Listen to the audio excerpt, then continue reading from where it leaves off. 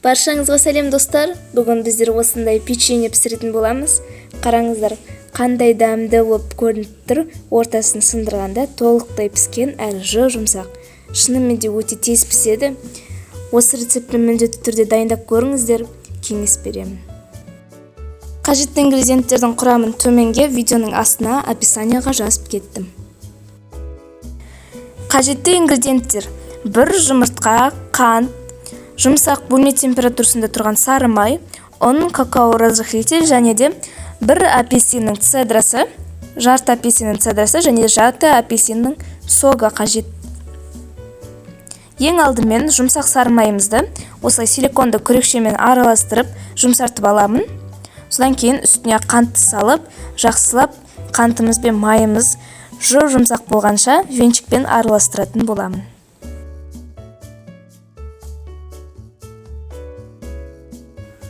Ендігі кезекте жарты апельсиннен алынған цедраны салып жібереміз де, бір жұмыртқамызды қосып, қантымыз ерігенше жақсылап тұрып араластыру қажет.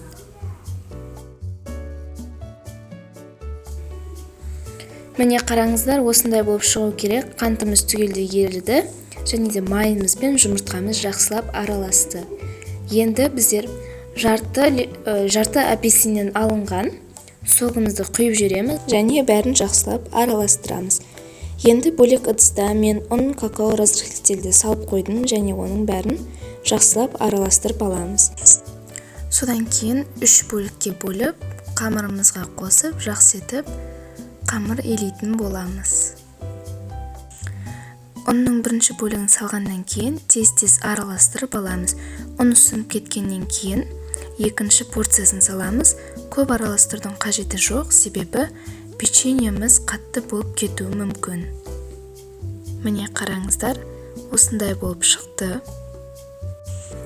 Енді бұны мен кондитерский мешокқа саламын. Егер сіздерде кондитерский мешок болмаса, мен сияқты жай ғана плотный салафанды қолдансаңыздар болады. Қамырымызды салафанға салған кезде салафанның ішінде ауа қалып қоймауы керек. Міне қараңыздар, салафанның басын осылай кесіп тастаймыз да, пергамент қағаз төселген противеньге осылай печеньелерді жасап саламыз. Печеньелерді бір-біріне қатты жақын етіп орналастырмаңыздар, себебі олар духовкада әлі үлкейетін болады. Енді саусағымызды сулап алып, осылай печеньелерімізге дөңгелек формасын беретін боламыз. Саусақтарымызды сулап алған кезде печенье жабыспайтын болады. Міне қараңыздар, осындай етіп дөңгелек формасын бердім. Енді бұның үстіне өзіңіз қалаған нәрселеріңізді салсаңыздар болады. Белый шоколад немесе темный шоколадты теркадан өткізіп салсаңыздар болады. Немесе арахис салсаңыздар, тіптен мен сияқты кунжут салсаңыздар да болады. Бұл менде кунжут, немесе сіздер мак қолдансаңыздар да болады. Бұл жерде енді өздеріңізге байланысты дым да салмай пісіруге де болады. Енді бұны 180 градуста қызып тұрған духовкаға 15 минутқа жібереміз. Тіптен менде ол 9 минуттан пісті.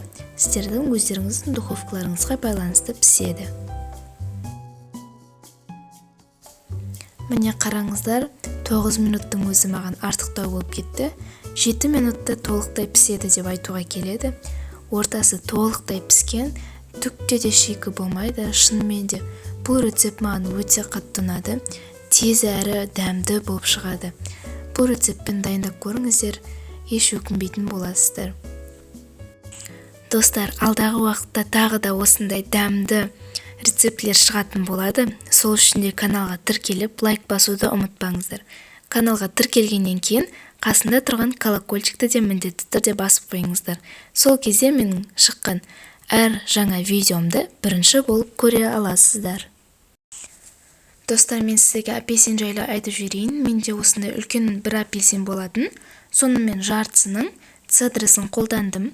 Жартысының цедрасы және жартысының соғын қолдандым. Міне қараңыздар, мынаның еще үстіндегісінің жартысы цедрасын қолданған болатынмын. Екінші жартысының және соғын қолдандым. Егер сіздердің апельсиндеріңіз кішкентай болса, түгел бір апельсиннің цедрасын және түгел бір апельсиннің соғын қолдансаңыздар болады. онда тұрған ештеңе жоқ. Даже иісі әрі дәмі одан сайын дәмді бола түседі.